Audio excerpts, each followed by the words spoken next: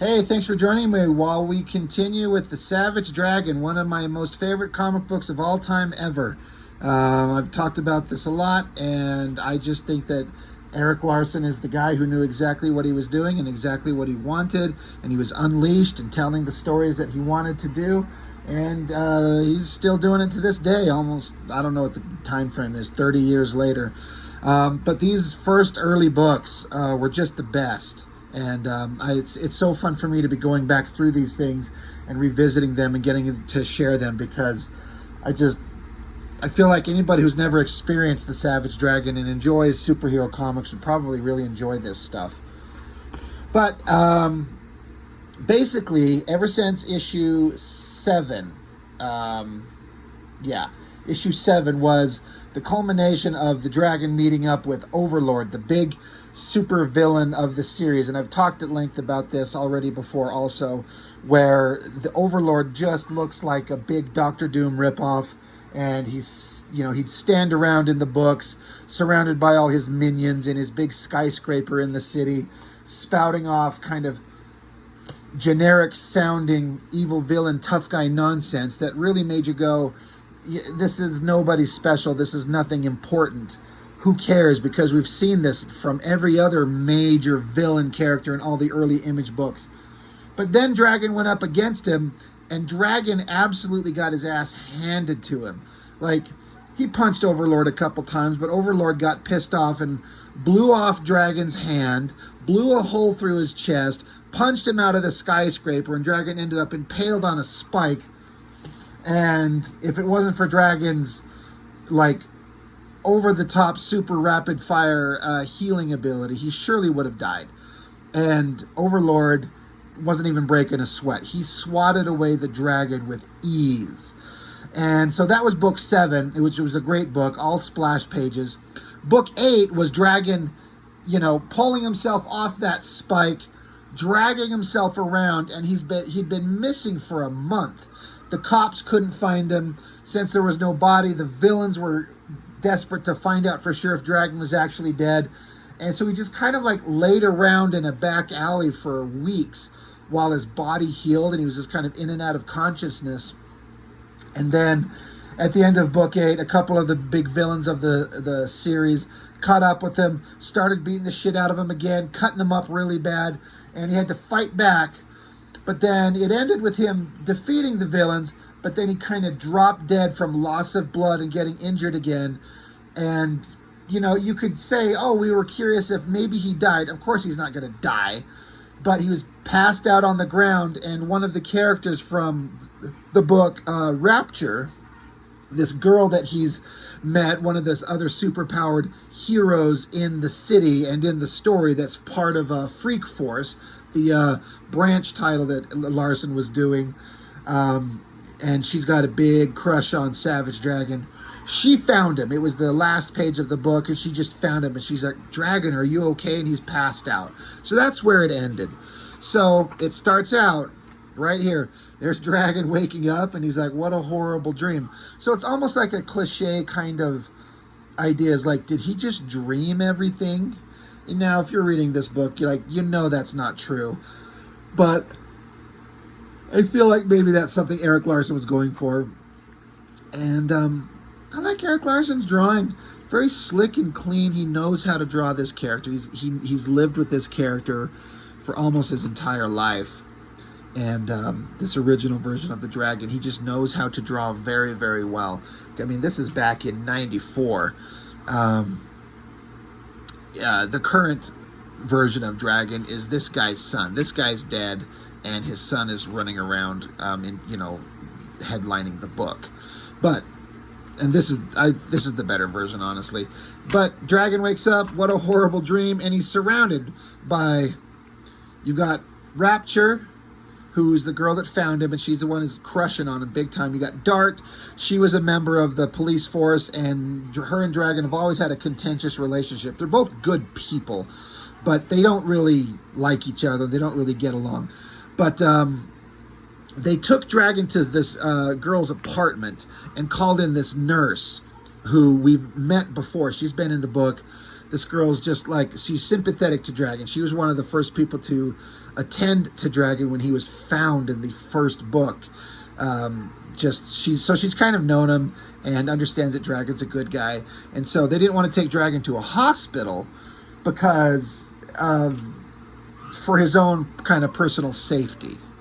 And so they thought we could just take him to an apartment of somewhere. One of the friends, this girl over here, just took Dragon to this apartment so he could just heal up and be safe, and they could keep an eye on him. So they just kind of talk about how we found you. You had terrible wounds and damage, but the wounds on your face, because Dragon's face was sliced to shit from the last book, but it's all healed up. She says the wounds on your face closed up and vanished overnight. Your wrist still seems to be bleeding. It seems to be taking longer to heal than the rest of your body. I'm sorry about your hand. So basically, like, Dragon, you're missing a hand. Like, yeah, you could heal up from all these wounds, but your hand's gone. What can anybody do? And Dragon's, he's like, I'll just deal with it. I'll just learn to move forward. I'm glad I'm alive. So then, Rapture, again, who's an irrepressible flirt, she's like, you're looking good, handsome. I saved you, You were all cut up when I found you. And Dragon's like, well, thanks, Rapture. I owe you one. She says, I was hoping you'd say that. I have a few ideas of how you could pay me back. So while they're talking, the gal who owns the apartment, she comes in, and Dragon, he can't help but be kind of a little bit of a flirt back. He's like surrounded by 3 hot women already. Now there's a 4th one. He's like, oh shit, a redhead too. This just keeps getting better. And they all kind of laugh about it. This is an interesting thing back here. Rapture, who's never been in a relationship with Dragon yet, but they've been building towards that. As you can tell by the way she's flirting, how she basically wants to suck him off over here. I mean, believe me, that's what she'll get to. That's what she wants to do. But they're building up kind of like a reasonably believable relationship. But it's interesting because Dragon's kind of flirting like, oh, I'm just surrounded by hot babes. And Rapture's kind of like punching him in the face, like a gentle, friendly punch. Kind of give you the implication that she's maybe a little jealous, which is a big character point that will come up in the future. Like, there's the first indication of this kind of jealous woman insecurity kind of thing, which will be a thing that comes up later. Erik Larsen throws in these real human moments in this ridiculous over-the-top comic that he does, and I like that. But Dart's like, all right, he's alive, mission accomplished, let's let him get some rest. We have a job to do. We've got things that we're supposed to do. Like, Dart, Rapture, along with several others, have formed a superhero team. They tried to be cops, and they could not work under the constraints of the police force, so they went out and formed their own team. Freak Force, they're out there doing good. So, all right, Rapture's like, all right, I'll be right there. And she tells Dragon, get yourself plenty of sleep, because you won't be getting any when I come to collect my reward. And I always thought that this shot on Dragon's face was like a funny kind of expression. I think it works really well. She's basically like, I'm going to come and I'm going to attack you and I'm going to destroy you and you're going to destroy me and it's going to be great. So there's a knock at the door. So the nurse, Anne Stevens, who the hell's knocking at the door? If there's one thing you should be wary of in a Savage Dragon comic by Erik Larsen, is be wary of the page turn. He will suddenly flip the script and boom, there's Super Patriot just unloading with these weapons, just blasting everywhere. I think that's great. I think it looks awesome. The colorist is doing a great job. Stupid Super Patriot here keeps having these things where he's showing up and attacking Dragon especially. They will explain this. I do need to mention, back here, it says, thanks to Dave Johnson for technical assistance. I don't know this for a fact, but I'm almost completely certain. What this means is that Dave Johnson, great artist, I don't know how well he was known at this point, but I believe he was the artist on the Super Patriot miniseries that I'm guessing has maybe come out by this point. But I'm pretty certain that Dave Johnson is drawing all these advanced, technical-looking gun armaments on the end of Super Patriot's arms here. The whole thing with Super Patriot, he's mostly robot, and his arms can transform into different weapons. And Erik Larsen's never been one to do these weapons as really different-looking technological machines with different kind of gears and nuts and bolts and shapes. He just likes to draw big round pipes, basically. And I was kind of fine with that. That's a style that Erik Larsen does. But these guns on Super Patriot's hands here, and you'll see more of it as we go on, these are clearly not Erik Larsen designs. And I'm not saying that as a negative. It's just how it is. Like, if you know Larsen's work and what he's done, this is not how he draws. But that is what Dave Johnson made things look like in the Super Patriot miniseries. So I'm guessing Dave Johnson come along and pencil these in, and then Erik Larsen inks them, if I had to guess. But Super Patriot, part of Freak Force, part of the team of from Dart and Rapture over here, he shows up and he's just blasting. So, as goes with the Dragon comic, the fight is on. Dragon ducks out of the way. These long robotic arm tentacle things smack both Dart and Rapture, knocking both of them out. Super Patriot swings and knocks out the gal who owns the apartment. Nurse Ann Stevens, she jumps on the back of Super Patriot here, which is kind of like, why is she so damn brave? There is a reason for that hasn't been revealed yet in the comic, I don't think, but we will get to it. If you know, you know. But she dives onto the back of Super Patriot, so he just flings her off, sends her out the window. So Dragon, being a badass, jumps and follows her out, dives out, grabs onto her, and tries to stop his fall, slamming down on the ground. Super Patriot's up here looking out the window, ready to go. Erik Larsen is so great at storytelling and economic action scenes. Like, he'll get you through a fight scene really fast, and it's always really clear and really exciting. He knows what he's doing, and I think it looks great.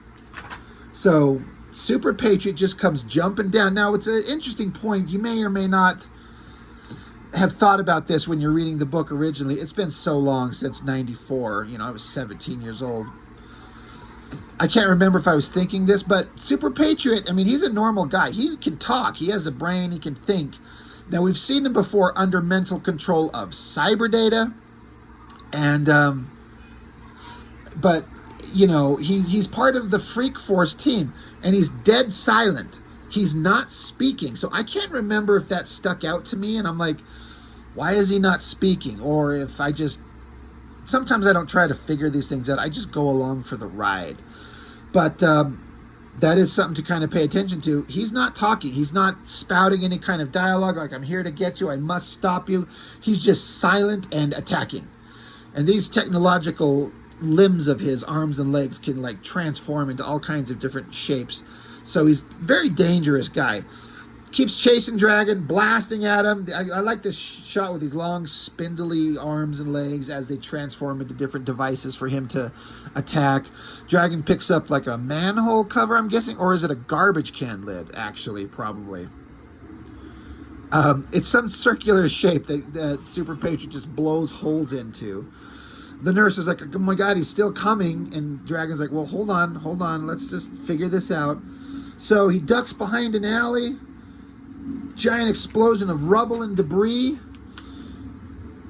Super Patriot keeps coming, and Dragon socks him right in the head. Bam! Like a hard punch.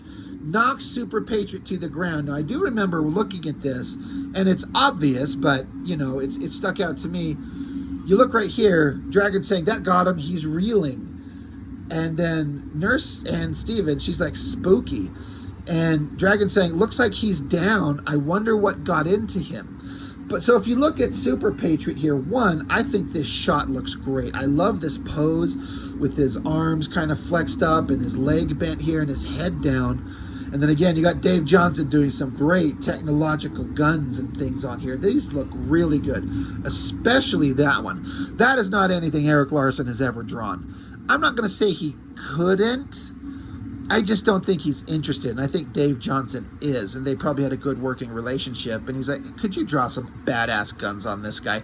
But the thing I want to point out is, like, notice how Super Patriot's head is down, and then up here, it's flopped off to the side. Like that's a weird pose. So you might be going like, well, what the hell is, it's like, is he unconscious? Like his head is flopped down like he's unconscious, but his body keeps going. I thought that was a really interesting thing. And again, there is a point to it. Dragon's like, oh shit, he's still going, so he starts blasting again. They're jumping around, flying through another window inside a building. Dragon drops the nurse down, and in comes Super Patriot. Again, those long, spindly legs and arms, because they're transforming into, you know, things that he can get around really fast on. It's kind of interesting. It's irrelevant, but like this panel right here is essentially what he probably took the idea for the cover on. You know, they're inside a building, hiding in shadow. Here comes Super Patriot after them. But, you know, that's basically that image right there. And then, so Dragon's like, he's shooting blind. He doesn't know where we are. So Super Patriot's just blasting in all directions. Something is weird. Something is wrong. And so Dragon's like, get behind me. And she's like, let me go get help. It's not far to the stairs. I think I can make it, please. And he's like, you're either the bravest girl I've met or the stupidest, but go.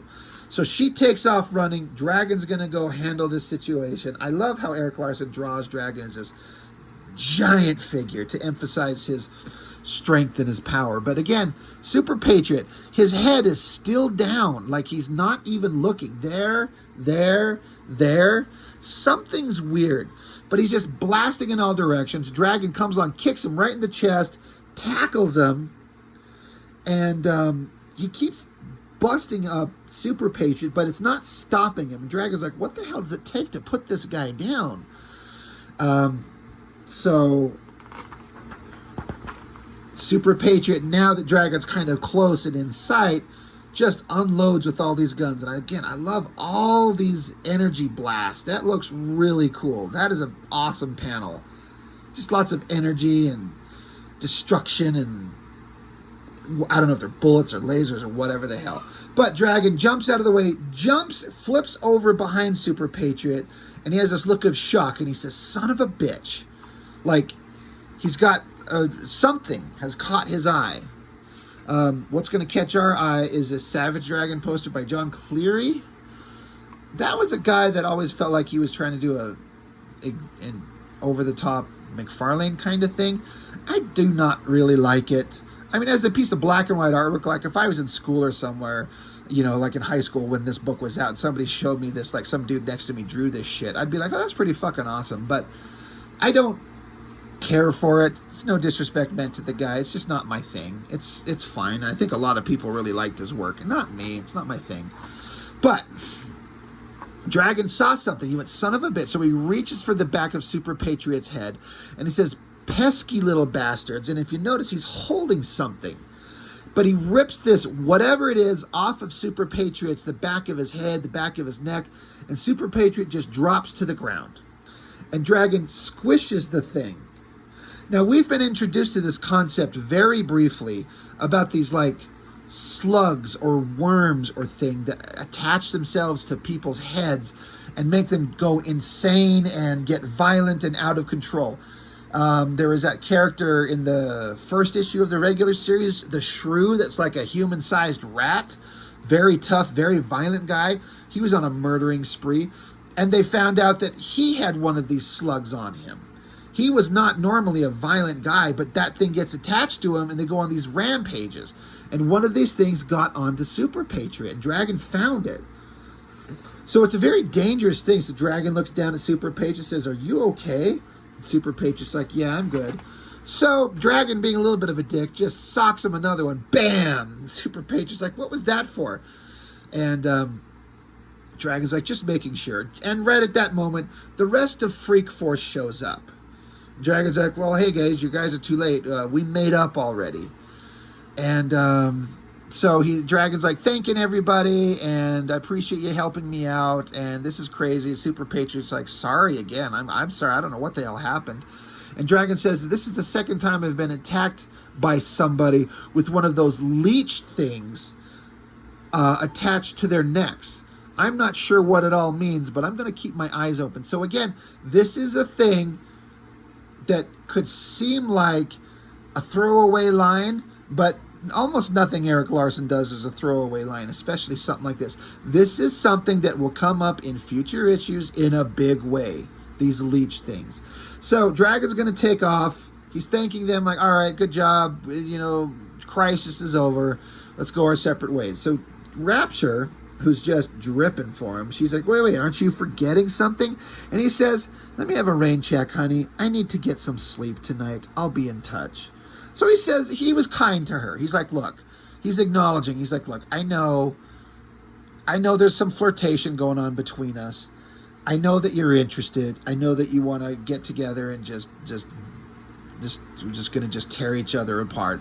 But he's like, I understand that. I'm not going to pretend like the flirting thing's done. I'm acknowledging it, but I need some time. Like, can we just get back to this later? You know, he's like, I'll be in touch. And so he's walking away. She's like, what's a girl got to do? God damn it. You know, she's really wanting some dragon love. So back with the cops, that character I was talking about, the shrew, that rat guy, they have gone through the whole process that he's been freed because the courts have looked into it and found out that, yes, he was under control by one of those leech creatures, and it wasn't his fault. He did physically kill a bunch of people, but he was being mentally controlled. So I appreciate that in the comic, in the in-universe logic, that they're able to find out that this is actually happening and it's not his fault. So they're letting him go. And the cops, some of them are not okay with that. They don't buy it. They don't believe it. But Dragon runs into him and says, hey, no hard feelings, pal. It wasn't your fault. Don't let them get you down. So, the rat character, Shrew, he takes off. So now Dragon's back with the cops. And they're like, Jesus Christ, you've been missing for a month. And some of them are glad to see him. Some of them are kind of like, where the fuck have you been? Because, he's not popular with everybody, especially this one guy. Of course, his best buddy on the force, Alex, she comes along and gives him a hug, and she's so happy to see him. Where the hell were you? It's been a month. And he's like, I went up against Overlord. He shot me full of holes, sent me flying through a window 60 stories up. He blew off my hand. He's like, don't worry, we'll get him. So this cop who's never been a big friend or fan of Dragon, he's like, can you identify him without the mask on? Dragon's like, no, I don't think so. He's covered from head to foot in metal. The only visible portions is his mouth. And they had a guy, Cyberface, that used to be part of Overlord's group, and he was going to testify against Overlord in exchange for freedom. And he's like, well, at least we've still got Cyberface, right? And they're like, oh, wait, no. There's a problem. Cyberface is dead, which we saw happen in issue 7. And Dragon doesn't know that until right now. So the whole plan to take down Overlord is shot. Meanwhile, we cut back over to the Shrew.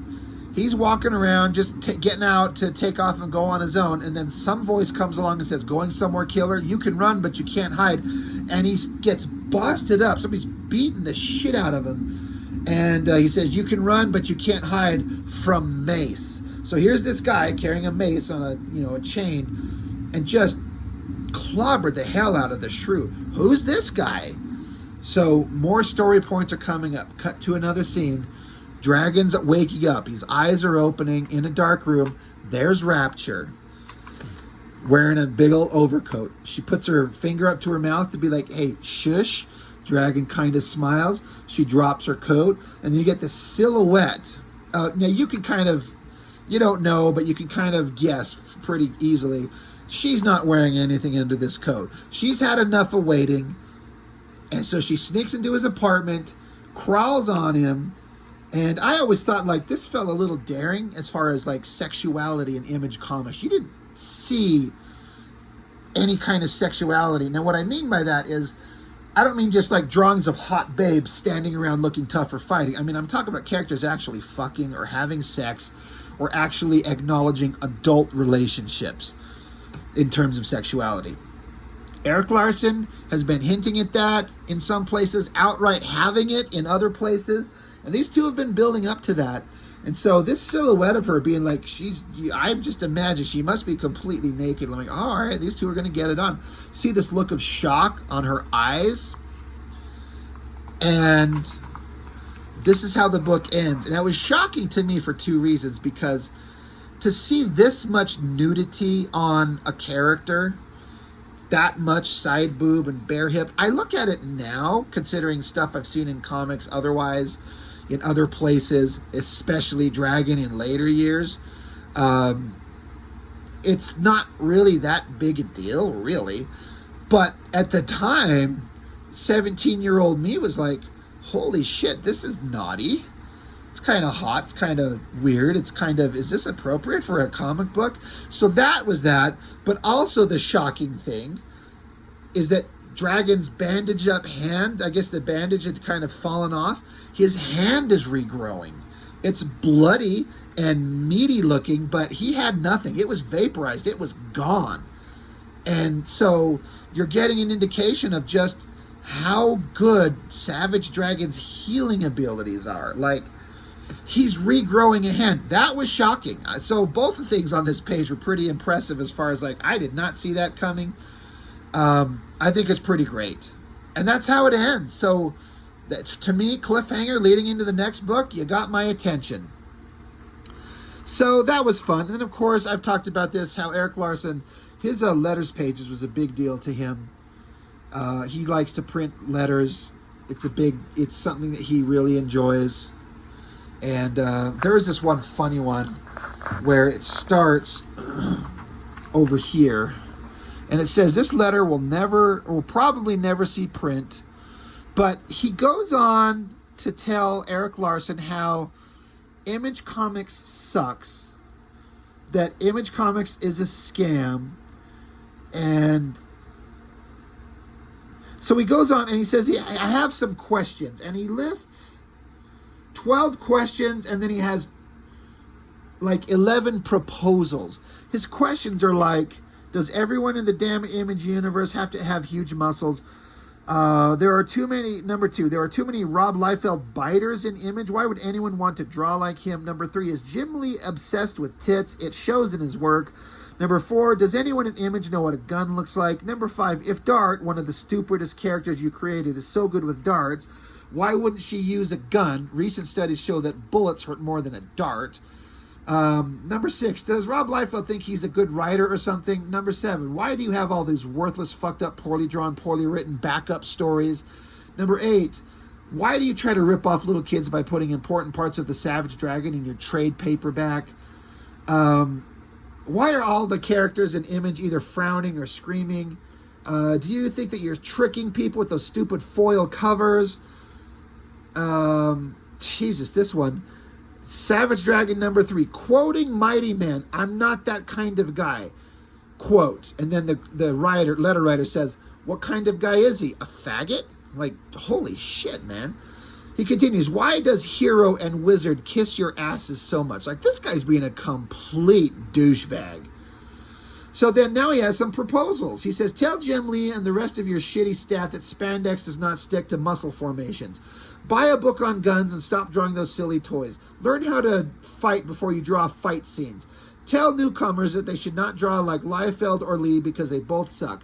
Get some real writers. Stop drawing women in impossible positions. Tell Jim Lee that the plane crash scene in Wildcats number 6 was the stupidest thing he's ever seen ever. And he goes on to complain about Wildcats and that scene in issue 6, which I honestly did too, about the same thing. Tell Jim Lee to wake up and realize that he sucks at writing and he needs art lessons because all of his characters look the same. Tell Liefeld that in order to write a story, words must be used.